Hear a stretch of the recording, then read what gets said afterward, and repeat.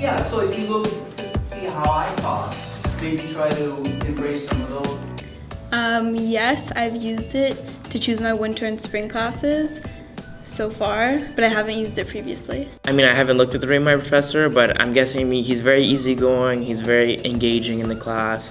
It's not Make it through.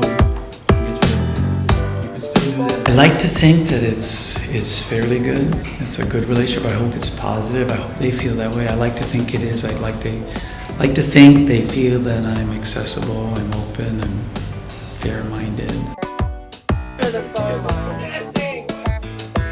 I do think it's fine if students want to use this as a tool to help them decide on whether or not they're going to take a class. I got a recommendation for the class from someone else.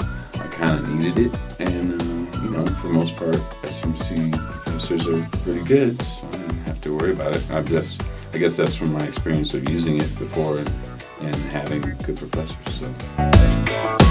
Of course, yeah, I've looked at it. I have 2 children. They tell me sometimes about it, and some students tell me about it. I try not to look at it. I'm glad that I got at least 1 chili pepper. I'm shooting for 2. I don't know if they do that. I'm looking for actually 3. But I am concerned about some of my colleagues and other people I read that maybe their reviews aren't that well. If they see something negative about a professor and they have to take the class or they're interested in the class, maybe have a one-on-one with the professor, look at when their office hours are and have a discussion, and then get their own sense of how the professor is. I mean, I think it could be valid, but at the same time, it's all opinion-based. So, if you go on Rate My Professor, I'm sure you'll see great stuff, and you'll see terrible stuff about a person just because of how the experience of one student had with them. So that's why I don't use it. It's not really relevant to what it can be used the right way. It's good as a reference, but it can't really be used validity. There's no validity in that.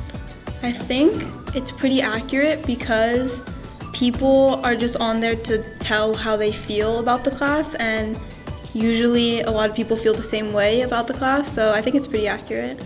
The thing I don't like is when people go on it to kind of bash a teacher and kind of just say really bad things about them. But the thing I like about it is people tell what they really like about the professor, and that's really useful.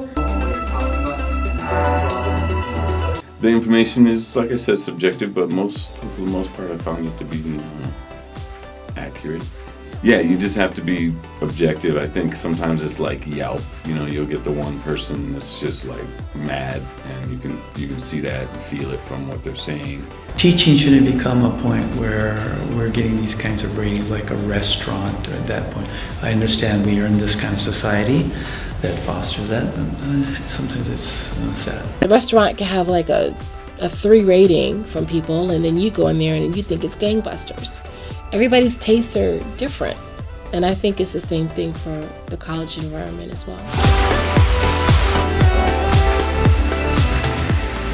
I encourage the students to look beyond that, look at their own needs, what they need to do in terms of study. They come to each class to learn. It doesn't matter who the professor is, the content is there, and if you're willing to engage and learn, come to learn, you'll be fine.